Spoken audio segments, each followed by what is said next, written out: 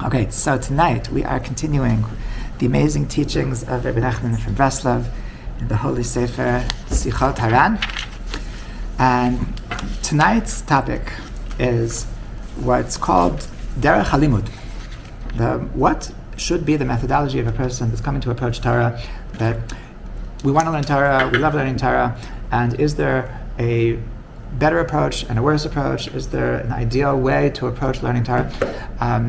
And so Rabbi Nachman has something to say about this, about like what is the right approach. And so these next two paragraphs in Sichot Haran, Chav Ches and Chav Tes, 28, 29. So their topic is what should be the focus in learning Torah. So we're going to talk about two different things. And I would say that both of these things are somewhat controversial, and they're somewhat not what a lot of yeshivas are teaching today. The first discussion is is it better to go more in depth, or is it better to get a greater breadth and to have more of a vast knowledge of Torah? It's going to be the first discussion. And the second discussion is that should the focus be more on analyzing and what they call in yeshivas lamdus, or should the focus be more on halacha? Okay, so these are these two paragraphs in Rabbi Nachman, and so we're going to take it piece by piece. So let's see what he has to say. In paragraph 28, Chav Ches, it is appropriate for a person in this world to go through all of the holy books, and to learn them all, in order that he should be every place. That you have these ministers, these officials, these noblemen, that they go in different countries. And they spend so much money to go to different far out places.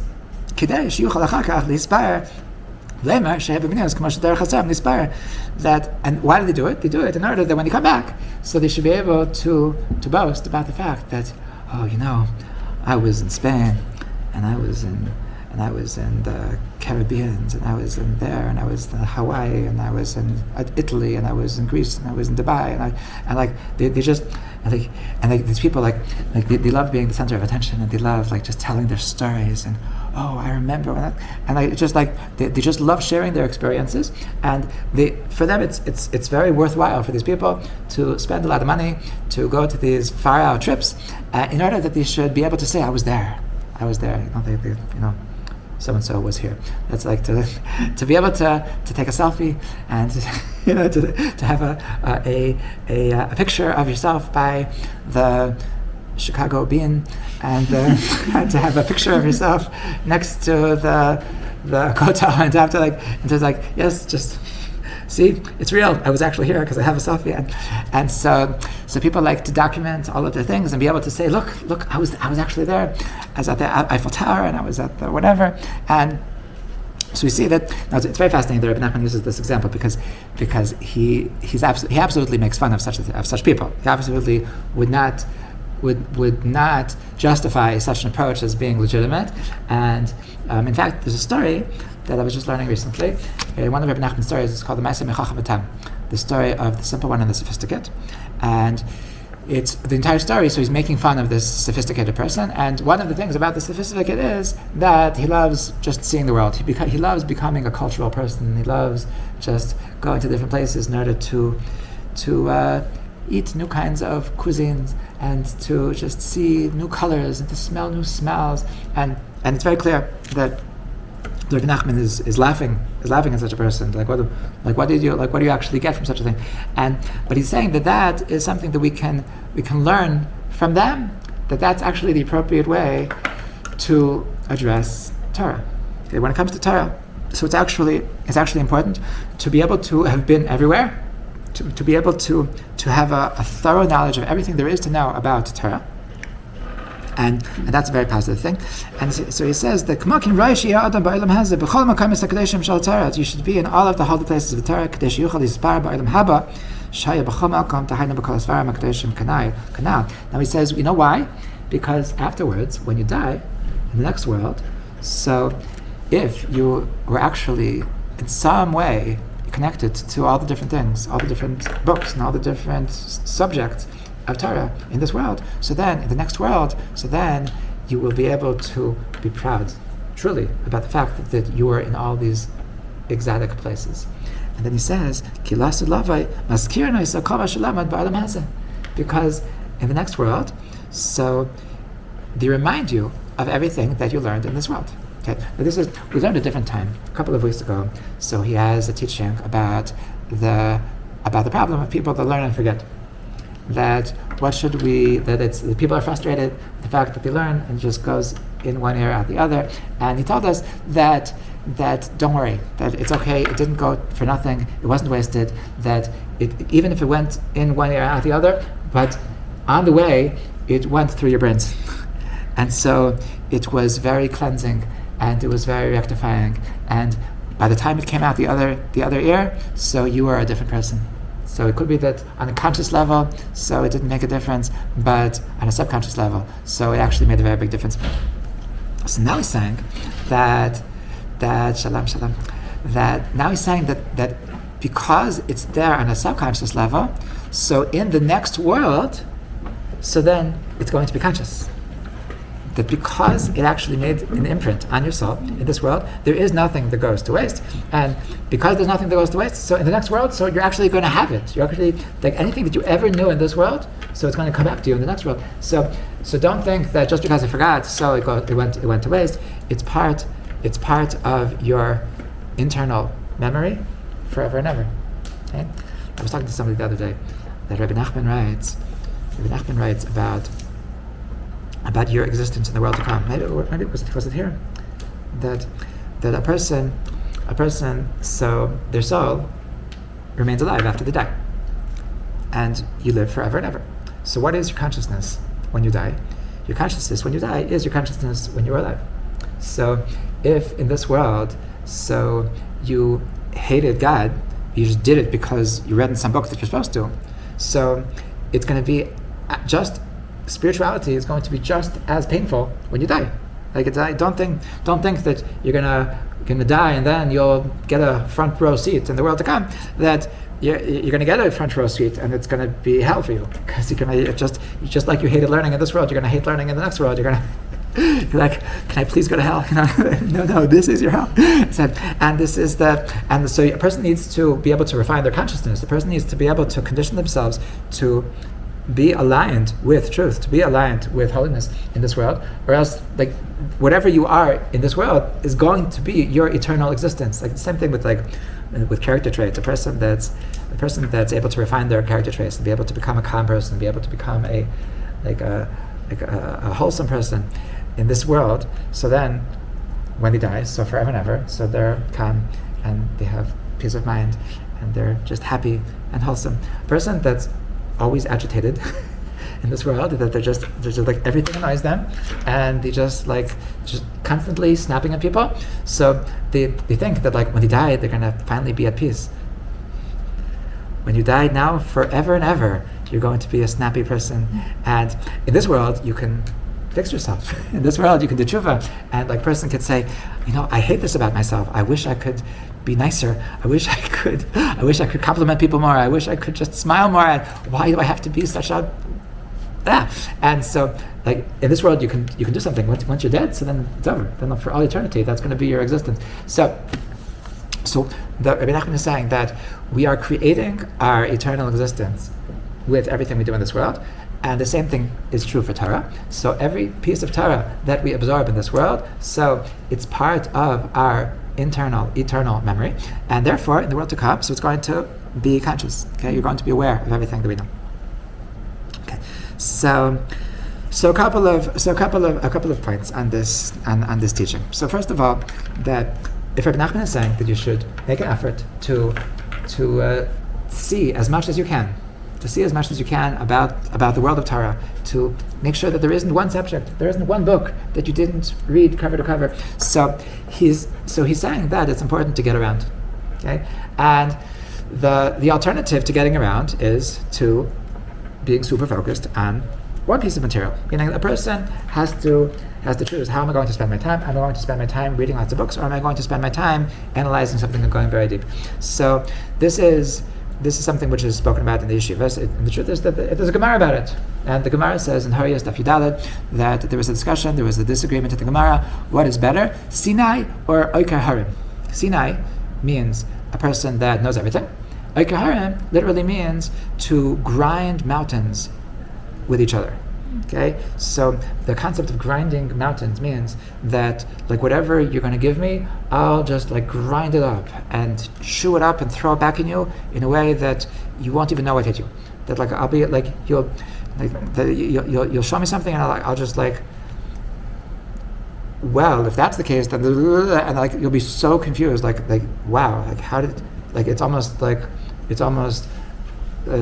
unrecognizable, like from the fact that I analyzed it so much and I evolved it, I developed it so much.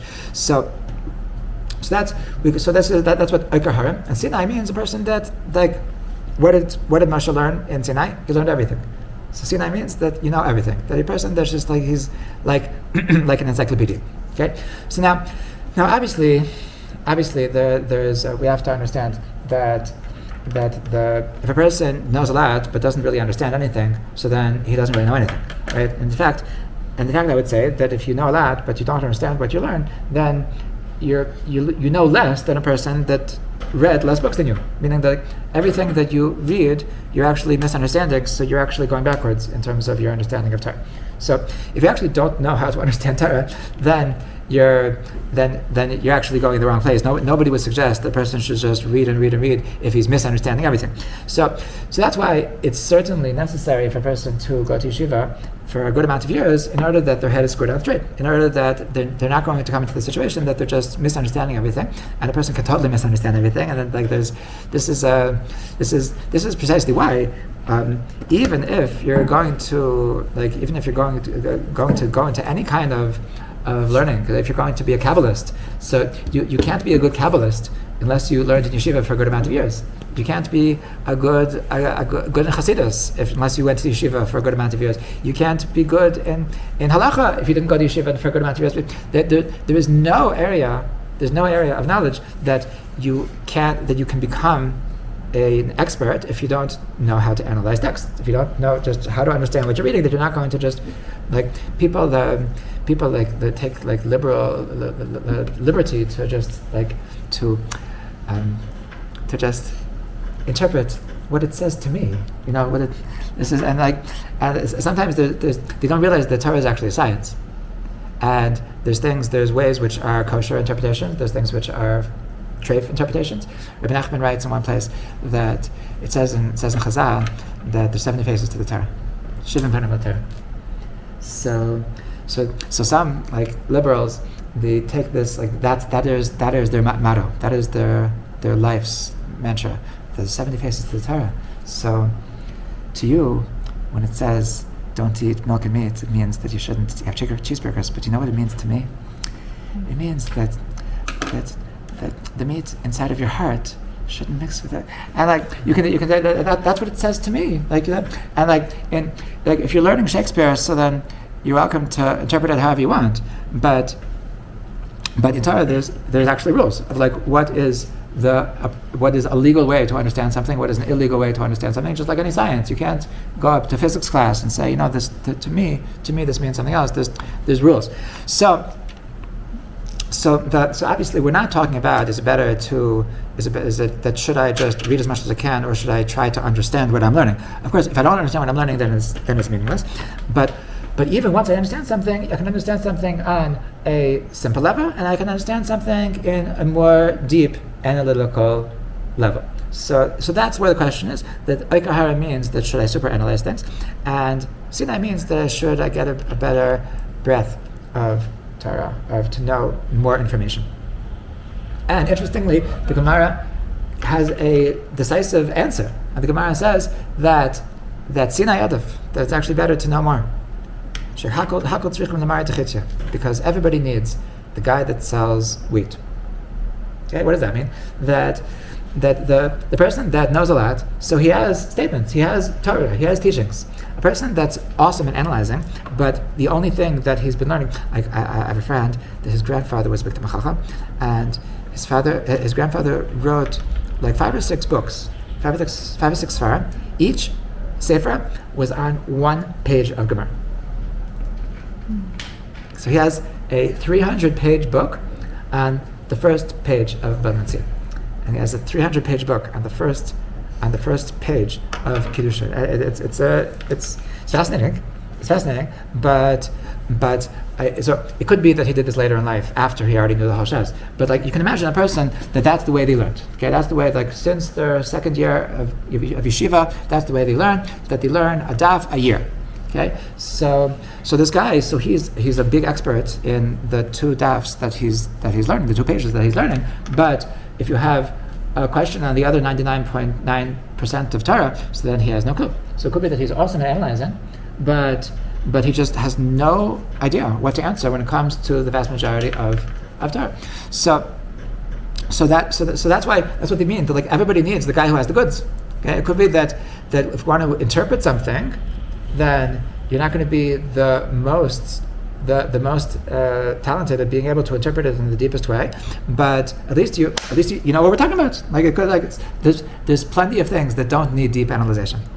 There's plenty of things that it's very straightforward, and some people, so they're attracted to the strange things. So they're attracted to the vague things, the things that like seem just the craziest parts of Torah, and that there's this midrash that says that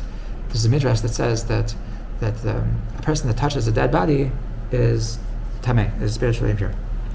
So there's a midrash that says that, but the dead body himself is actually not impure. It's only just the person that touches. So that's a crazy thing, right? That's wild. How could it be? How could it be that if you touch it, you become impure, but it itself is not impure? That's so crazy. And so a person could like be, wow, that's so crazy, and like just like think about that and just ponder that for 5 years, and then maybe he'll get somewhere. But like, in that time you could have understood so much more things that were straightforward, and you're like, so like maybe your time would have been better spent if you would have just worked on the easier things first, and then like after you know everything else, then you'll make a list of all the things you didn't understand, and then you'll get back to it. And then so the Gemara has a clear answer to this question. The Gemara has a decisive answer that it's better if you have 2 options. Should I know more things on a simple level or less things on a deeper level? So you're better off if you know more things on a simple level. Okay. Now, so because of this idea, so there's a beautiful custom in the world started by Rabbi Shapiro over 100 years ago, and that's called Daf Yomi.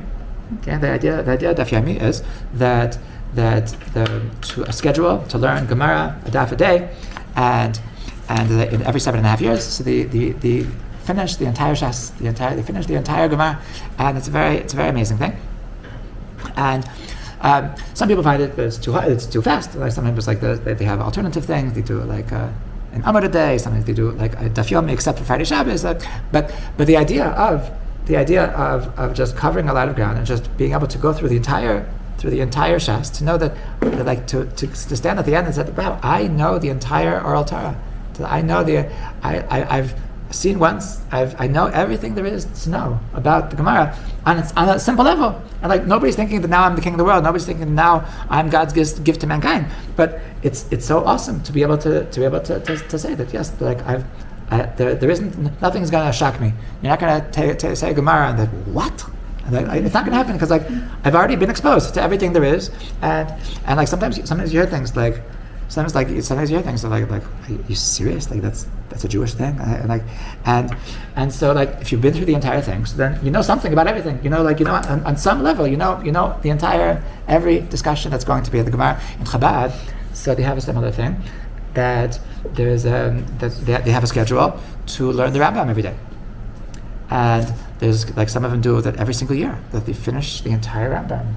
And the Rebbe said that the reason why he's such a fan of this is because the Rebbe wrote about every single element of Torah, and he gave clear instructions of how to build a Beis Hamikdash and how to bring sacrifices and about impurity and purity and every element of davening and every element of tefillah and every element, like you like when you've been through the entire Rambam, then you really know everything that there is to know about Judaism. Now, like of course, there's tons of holes of your information because we don't always pass like the Rambam, and the Judaism and halacha is way more complicated than that. But the beauty is in the fact that it's a straightforward way, and you have like an idea of everything. Okay, so this is one level of understanding that Rabbi Nachman is saying that a person needs to get around, a person needs to be well versed in Torah, a person needs to be able to visit all the different exotic places of Torah in order that he has knowledge of what Torah is all about. Now,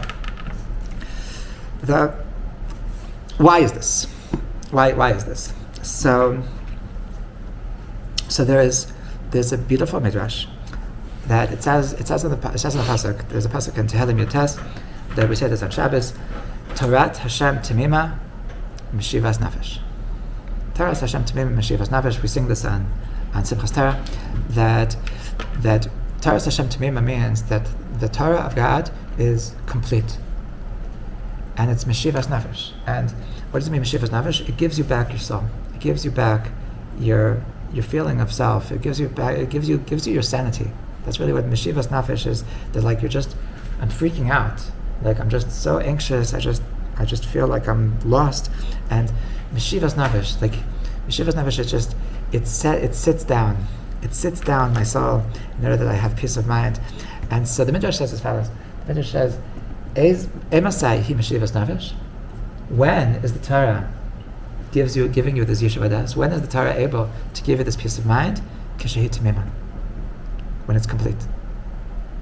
Meaning that the only way that the Torah is actually going to have this ability to give you peace of mind is only if you're learning the whole thing. Okay, if you're just like a piece here and a piece there, so it's not going to do the trick. Okay, now what does that mean? Of course, nobody can learn the entire Torah, necessarily not at once. So what does it mean? It's only when it's complete is it going to give you the Torah. What it means is that really every bit of Torah builds upon itself. Meaning that if your person is going to only learn one element of Torah, so then they're going to get a very small perspective, and they could really misinterpret everything about life. They could, if you only have this one perspective of learning Torah from the perspective of like a person could come out of a class and think that the most important thing in life is that you tie your tzitzis like this and don't tie your tzitzis like this. Like it's true, like that is a very important thing, but like there's a lot of more important things than that. And a person could come out of that class and say, I learned that Judaism is all about how to tie your tzitzis, and they're like, whoa, like that's so not true. Like that's a detail of a detail of a detail. And so that like first of all you have to understand that that Hashem created the world, and we have a special mission. We have to bring light into the world. We have to bring goodness into the world. And part of the way we do, there's different kinds of mitzvahs, and there's edot and chukim and mishpatim, and sometimes we do religious things. And once you understand the whole picture, so then you understand the weight, and then you understand the beauty and the importance of every single detail. But like if you only see the detail, then like you can come out and this is precisely what the secular world loves to make fun of, the religious world. That their involvement, their exposure to religious Judaism is very, very like detailed things. Like they know that their super religious male cousin doesn't shake their hand, or even worse, and that's what they know about Judaism. So Judaism means that, like, being religious means that you're not going to look at your cousin, or they know that like they have that their religious cousin that on before Shabbat they pre-cut their toilet paper. Like those weirdos. You know what it means to be religious? Being religious means that you cut your toilet paper before. And like hello, like well, let's take a step back. you know what Shabbos is. You know why to keep Shabbos. So this is a detail of a detail, and when you have the whole picture, then you see the beauty in all the details, right? So, like, there's an expression like that you don't see the forest because you're just busy with the trees, and so this is why the Torah Hashem Tamim Meshivas Nafesh means that if you want the Torah to really give you what you're really looking for, so you really need to get the whole picture, and the whole picture is that things that you wouldn't even think of, and like there's ideas that if you only learn like one kind of halacha, that like a person could only learn about Shabbos, and like you look at it's a certain way of thinking that when you're learning Hilchos Shabbos, the different person could only learn monetary things, and there's a certain way of thinking, and he starts thinking like a lawyer, and he starts thinking that, and that person can learn about Emunah, and like everything is about Emunah, and so like the only way that you actually have a true healthy perspective on life is only if you actually learn everything, so that the true leader, the true Talmid Chacham that actually understands the entire Torah, so then when they're teaching every single element of Torah, they're teaching it with the correct perspective, and that's when it's Meshivas Nafesh. This is one element of what Rabbi Nachman says, that you have to get the full picture, that you have to make sure that you're not missing things out. There's a story that I remember why I was telling the story recently, that there was at one of the before they declared the state of Israel, so there was I think it was the Field Conference. I think it was called the Field Conference. Someone could look that up and check if I'm saying it right. That in the UN there was a Field Conference, and Ben Gurion went to speak at the conference, and he gave a very passionate speech that why the Jewish people deserve the state of Israel, and he picked up and he had a I don't know, I assume he had a Tanakh in his hand, and he says, this Bible that you believe in and you believe in and you believe in, this Bible says that the land of Israel belongs to the Jewish people, and so when he got back to Israel, so he met up with Rabbi Lau, and the former chief rabbi, the present rabbi of Tel Aviv, and so Rabbi Lau told him that I'm very happy that you said what you said, but if I would have been there, I would have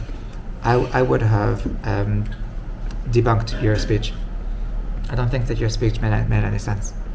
And Ben Gurion was shocked, and they asked him, what do you mean? So he said, if a person would come up to a court and hold up a document and say that in this document, so it says very, very clearly that my client is in the right, but everybody sees that there's like that only a third of the document is actually there. That like before court he took a scissors and then like he cut out like the majority of most pages, and like it's like it looks like shreds. Like it's almost nothing there. And in this document, it says very clearly that my client is innocent. And so like nobody's going to be so impressed, right? Because they say, okay, I believe you that it says that, but there's something you're not telling us, right? So like maybe there's more to the picture. Maybe there's more to the conversation. So Rabbi Lai told him that it's very true that this document says that the land of Israel belongs to the Jews, but this document also says that you're supposed to keep kosher. So when it comes to that, you say, come on, that's not what it means. You don't really have to listen to everything, and so you yourself don't think that this is such a great document when it comes to the other stuff. So like, why suddenly when it comes to this should they believe you that this is such a reliable document? So this is part of what it means that Emasahi Meshivas Nafesh. When is the Torah really relaxing? When is it really giving peace of mind? Only when you have the full picture, so then it's able to do what it does. Because otherwise, if you're going to be picking and choosing, so then the Judaism that you're picking is not Judaism, and you can pick and choose all of the wrong things. You can, like, there's a story that there was a guy that like would beat up his kids, and his wife insisted his wife insisted that he discuss it with his rabbi, because this couldn't be okay, and so his rabbi was Rabbi Lapian, and Rabbi Lapian was a big tzaddik, and so he says, like, listen, like, I just wanted to make sure, I'm double checking that like, like, I know that it says in lots of psukim, it says lots of verses in Mishlei, it says that Chosech Shifta Sonei B'na, or something like that if you withhold the rad, then you hate your child, and like there's like a different psukim that infer that you're supposed to hate your child. So I was just like, I'm the religious guy here. I'm not saying anything. People that say the most absurd things, they always say, like, I'm not saying anything, I'm just saying what, and yeah, because you don't know what you're reading, that's why you're not saying anything. So he was just like saying, like I'm just double checking, like, this is what Jewish people are supposed to do, right? Like, I'm just like, I'm embarrassed I'm even asking you, because it's just a stupid question. And so the Rabbi Pian, so he made like he was made a horrible face, and like he said, my friend, you're making a mistake. I'm very aware of the same psukim that you're aware of, but I actually read them completely differently.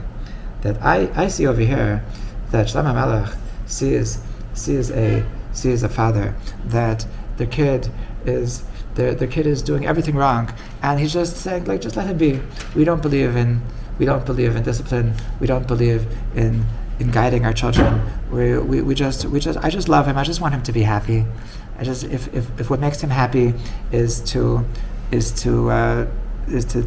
take cocaine instead of going to school, so I just want him to be happy. And Shlomo Melech is saying that if you're really just going to be a hands-off father, then you really hate your child. And when I see you, I see something else entirely. I see that well, should I do it with the belt or with the bat? That's like, and like that. This is the opposite of what the Torah is saying. This is that you are the exact opposite of what the Torah is saying. So you're completely misunderstanding. So if you don't see the entire Torah, if you don't see the big picture, so then you can take a word here and a verse there, and you can just twist the entire Torah and make it that you're not going to understand, that you're going to make a new religion, which is something that Hashem never intended in the first place. Okay, so this is the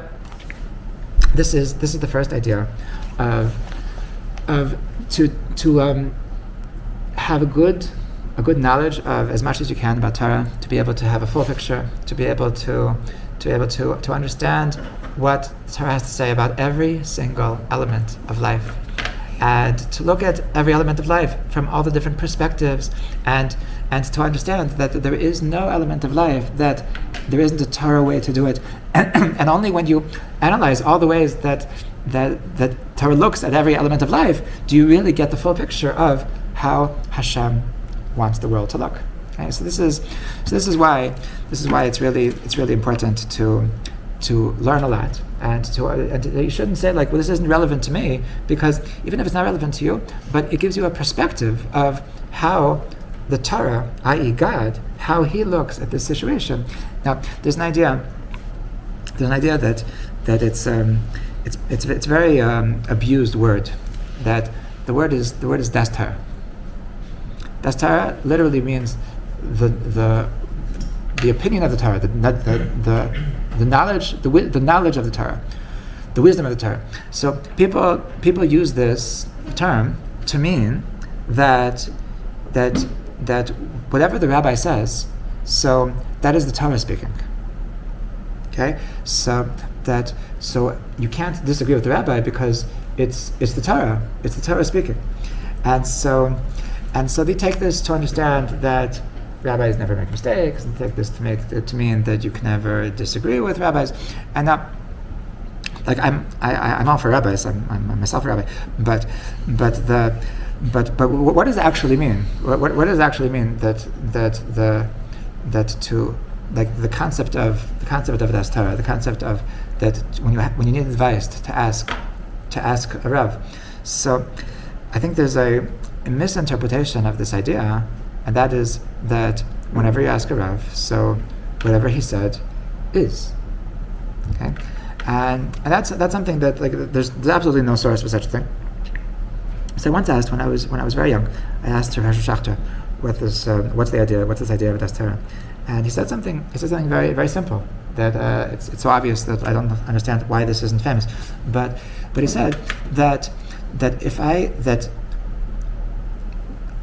if I speak to somebody for a couple of minutes, so then I know a little bit about them.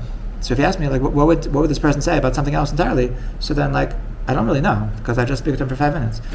If I know somebody, if I'm in close contact with somebody for 20 years, so then I've seen them in so many situations. So I really know the way that their mind works. I really know the process in their decision making. I know what kind of things they're interested in. I know what kind of things they're not interested in. Even if it's not the exact same thing, but I can tell the kind of thing that he's going to say. Okay, and so this is really this is really what it means to be a student of somebody. It means that to truly be a student of somebody means that you don't just know what they said, you know what they would have said, and because you really understand, you absorbed not just the information but the algorithm. You absorbed the way that the mind of your rabbi works, and that's really what it means to become a student of somebody. So Rav Schachter said that what does it mean, Das Torah? It means that if I know a lot of Torah, so that I know the way Hashem's mind works. So that the person that knows the more Torah, he knows better how Hashem's mind works. So the person that knows Torah, obviously in a wholesome, in a Meshivas Nefesh way, so then he'll know what would Hashem say about this political issue, what would Hashem say about this interpersonal issue, what would Hashem say about this educational issue. And even though there is no Shulchan Aruch about these things, there is no Gemara about these things, and I hate when people they try to extrapolate from this Gemara and say I can prove to you that I'm right because it says so in the Gemara. That's so it's such a backwards way of trying to come to truth. That the way to come to truth is that I'm going to try to every time I sit down to learn, to try to connect with the way that Hashem looks at reality. And the more often I've done that, so the more I actually understand how Hashem looks at reality, and the more that I would be able to understand what Hashem would have said, even though He didn't actually say it. That's what it means, Das Torah. That means that we're ultimately trying to do what Hashem wants from us. So how do we know? How do we know what Hashem likes? Well, the people that are more into what Hashem likes, the people that are bigger experts in what Hashem likes, in terms of what we know, so then the chances are that they're also better experts in what Hashem likes, in what we don't know. And that's what it means, Das Torah. And this is on a simple level what it means, what Rabbi Nachman is saying, why it's so important to really get a broad picture of Torah. Okay, so that is the point over here in paragraph 28. Now I want to continue with paragraph 29. Limud HaPoskim. Here's a ma'od b'yosem mikol halimudim. Rabbi Nachman was very. So the first point was it's better to be bekias. It's better to learn more instead of more in depth. Now he's saying that what if you have two other options? Should I be more involved in halacha, or should I be more involved in lamdus? Should just analyzing and just reanalyzing and more deeply analyzing? So Limud HaPoskim is ma'od b'yosem mikol halimudim. He said the most important thing is to learn poskim. What do you mean poskim? Poskim is like a posik. Or the posik is a person that answers halachas, answers questions in halacha. So to learn halacha is the greatest learning that you could possibly have.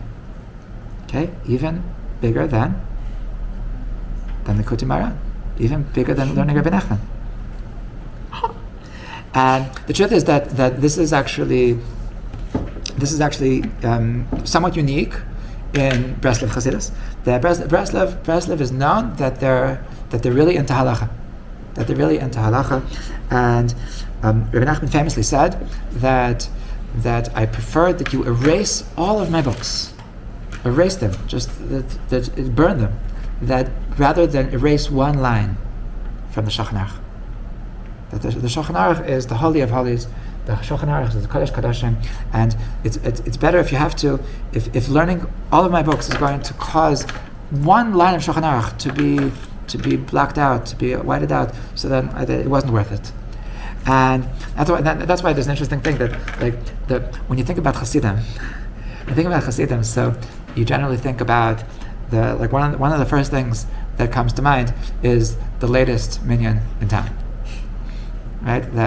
Like Hasidim will daven 10 o'clock, 11 o'clock, and so in Breslev it's not like that. In Breslev, so like in the Breslev minyan in Tzfas, they daven at 6:30. It's a very normal thing in Breslev minyanim to daven at sunrise, and it's they're not they never caught on to this fad of that Hasidim just roll out of bed whenever they're in the mood, and so he was actually very into halacha, and so he has many Torahs. He has many Torahs about what is the importance of halacha. Let's read what he says over here. It's really appropriate for a person to really read through the entire Shulchan Aruch, just to know everything that there is to know. What is the bottom line? If you can learn with all of the different commentaries, that's the best. You should learn the abridged version. Okay? Nowadays we call this the Kitzur Shulchan Aruch. It's a very great rectification for yourself. Explains why. Because through a person's sins, nitarev tov v'ra, so good and evil get mixed up. And through learning halacha, that a person discerns between what is permitted and what is prohibited, and what is kosher, what is treif, and what is pure and what is impure. So a person is constantly discerning between what's okay and what's not okay. So he says this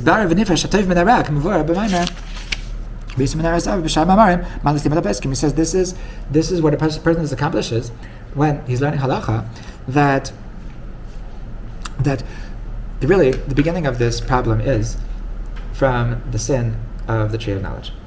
Okay? That when Adam and Eve ate from the tree of knowledge, so it says that what really happened was that good and evil became mixed up. And it's because of this sin that the world is so confused. Because of this sin that the world is so confusing. Okay, that's why,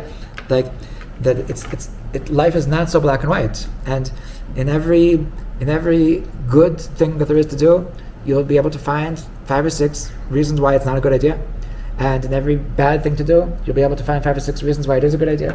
And that's why life is confusing. What does this mean? That means that there's this confusion, that there's this mixture between good and evil in this world. So this is a result of this sin, that it messed with our consciousness, it messed with our reality, it messed with our perception, and there's a way to fix this. There's a way to make the world a little bit more clear, and that is by learning halacha. Okay, so he says that this is what a person accomplishes. So he explained this more. He explains this more in Likutei Moharan, in Perek Chet, in Torah Chet of Likutei Moharan. So he explains that what's a person actually doing when a person is learning halacha. So they have a clarity as to what's okay and what's not okay. And when a person really has a clarity, then life isn't so hard. You know, when you never thought about something, then it's really overwhelming, and you don't know what to do, and but that once you know, when you prepare yourself for a certain dilemma, so then it's very clear, right? Person doesn't know, is it okay to eat parav at a treif restaurant? Ooh, that's a good question. I don't know. What should I do? I'm so embarrassed. Okay, whatever. But if you know that, no, I don't do that. That's treif. That's against halacha. So sorry. That's just not what we do. So then it's less overwhelming because I already have clarity. Now, that's not to say that it's going to be easy, because a lot of times we know what we should be doing, we still don't do it. But it's much, much more difficult when we don't know what to do. It's much, much more difficult when we're confused, when we don't have this clarity. So the more that a person learns halacha, so the more that they have clarity on life, and and the more that they're doing this, so they're actually differentiating. It's like on a spiritual level, they're dividing the world into what's okay and what's not, and they're fixing in their consciousness between good and evil. They're separating between good and evil, and by doing so, they're making the good into truly good, and they're making the evil into truly evil, which is just as meaningful. That it's so that to change the consciousness of the world, that the world will look at good as good and look at evil and evil. That you're there. You're there. The reason why the world is so upside down is only because they don't look at good and good. The problem is really in their perspective. The problem is really in the way that they perceive the world. That because they're actually mixed up and they actually think that good is bad and bad is good. So that's why they actually follow through and they actually do what they think is right. But if a person would actually have clarity as to what is good and what is actually not good, so then the world would be so much closer to goodness. The world would be so much closer to justice and truth and holiness and everything good. That the problem is that their head is screwed on backwards, and the way that they perceive reality is so problematic.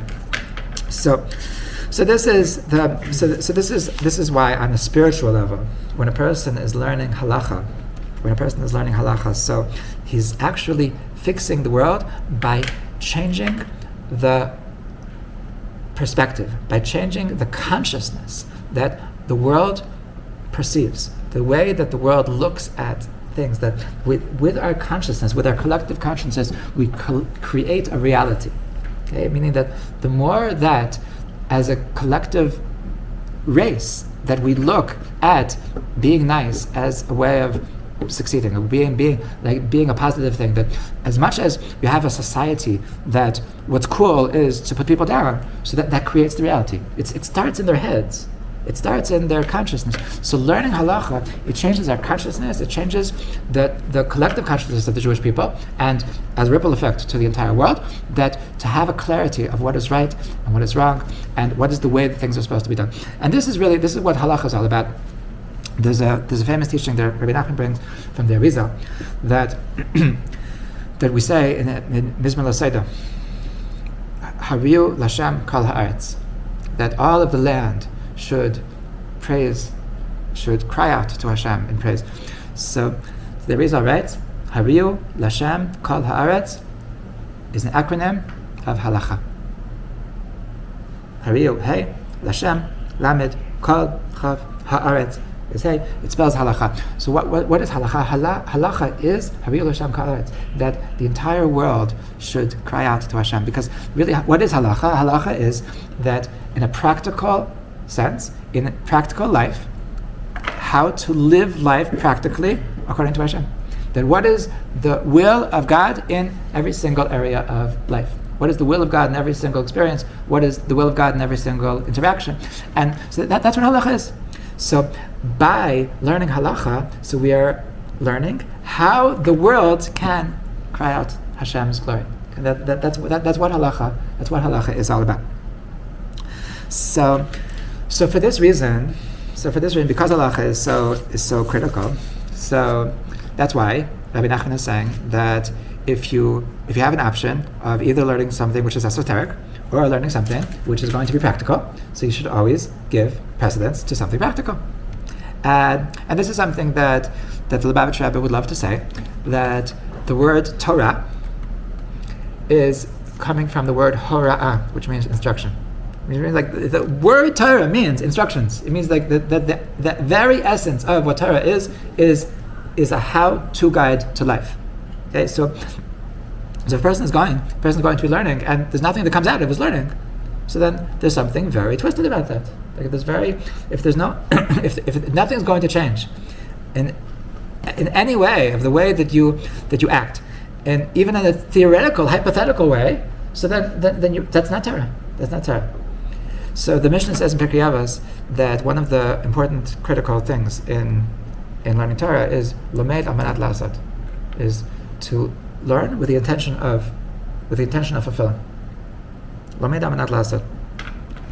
There's a shocking Gemara Yerushalmi that says that if a person learns shelo amanat lasot, that if a person learns something without the intention of fulfilling. Now, I don't mean that your person like isn't ready for it. A person that doesn't think that it's something that should be fulfilled. That it doesn't deserve being carried out. That like a person who's learning, it's like if I would be learning right now something from Plato, or at least like I would like, it would just be a curiosity. There would be absolutely no intention that I'm going to be listening to what he says. But if a person is going to take Torah like that, so the Gemara says that it would be better if he was never born. A person that learns Torah that without the intention of fulfilling what he's learning, so then the world would be better without him. And it's such a very intense thing. It's a very harsh thing to say. But the idea is better for who? Better for him or everyone else?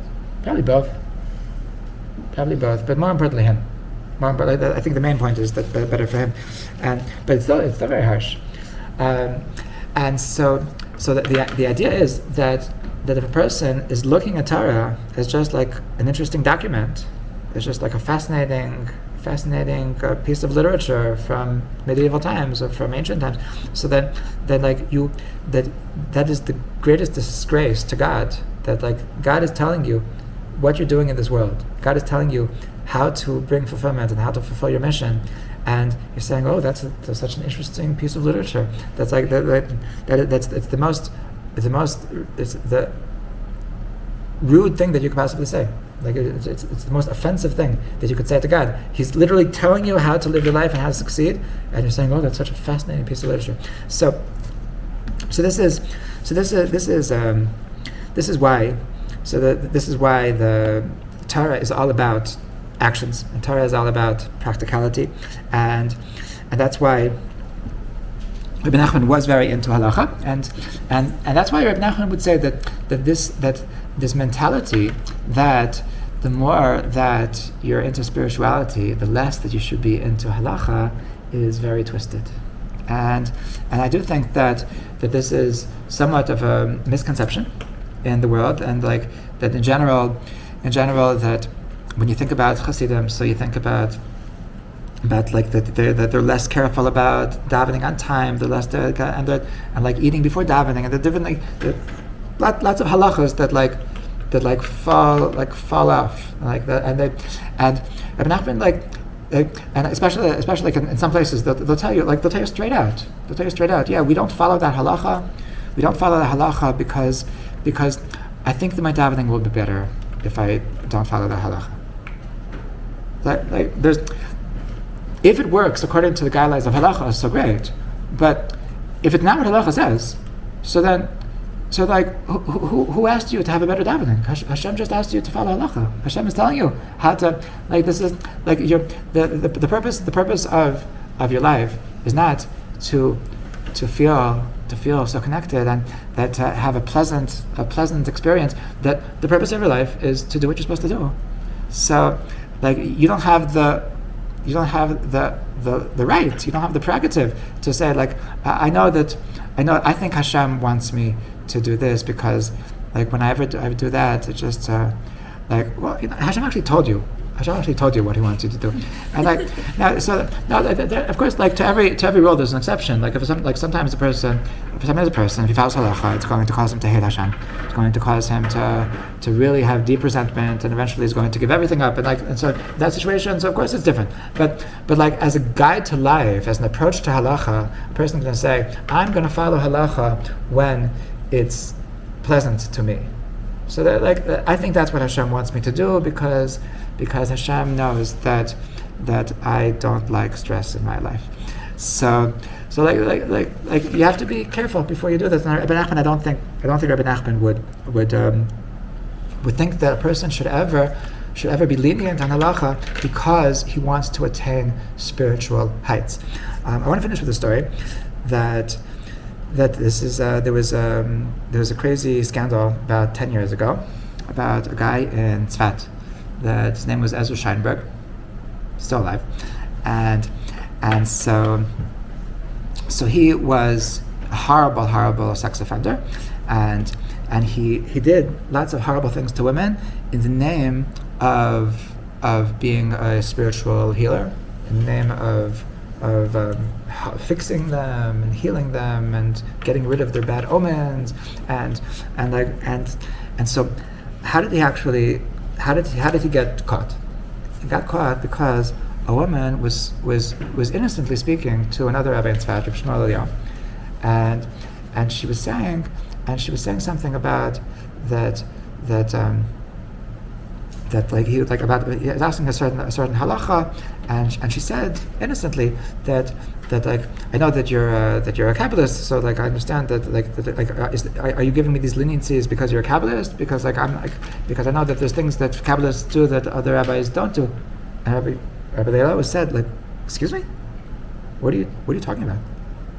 And she said, yeah, Rabbi Scheinberg told me that because he's a Kabbalist, so there's halachas that don't apply to him because he's a Kabbalist. And so like what? And then she said, ooh. crazy, horrible abuse. And so Rabbi Leila told her that girl, it's backwards. The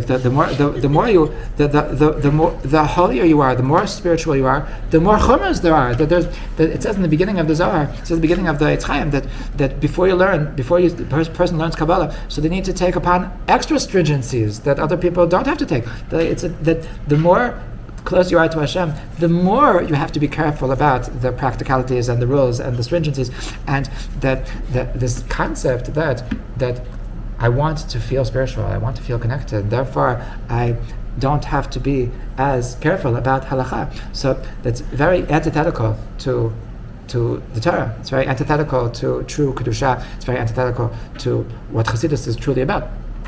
So this is why Rabbi Nachman was so into halacha, because truly the only way that you can come close to Hashem is the way that Hashem tells you to come close to Hashem. A person, it's absurd to think that there's a way to circumvent and to get to the Hashem.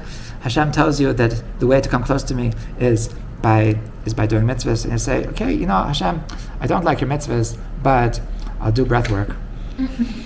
I like incense, and I like guitars, and so that'll be my connection with you, right? Because that's really what you want. You really want me to connect, right? So I like to play guitar and smoke weed, and so actually Hashem says, I actually never asked you to play guitar and smoke weed.